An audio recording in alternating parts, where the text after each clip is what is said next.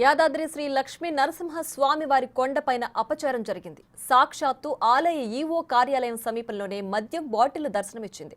గతంలో కూడా కొండపైన వాష్రూమ్లలో మద్యం సీసాలు దొరికాయి. కొండపైన అధికారుల పర్యవేక్షణ కరువై అధికారుల నిర్లక్ష్యంతోనే ఇలాంటి ఘటనలు తరచూ జరుగుతున్నాయని స్థానికులు అంటున్నారు.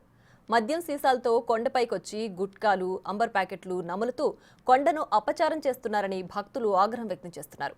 ఇప్పటికైనా అధికారులు స్పందించి యాదగిరి పవిత్రతను కాపాడాలని అంటున్నారు భక్తులు.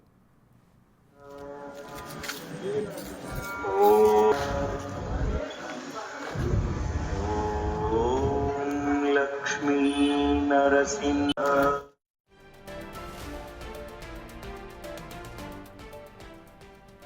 యాదగిరి గొట్టపైన మద్యం బాటిళ్లు దర్శనమిచ్చాయి. ఏకంగా ఈవో కార్యాలయం ఎదుటే మద్యం బాటిళ్లు దర్శనమివ్వడాన్ని భక్తులు తప్పుపడుతున్నారు.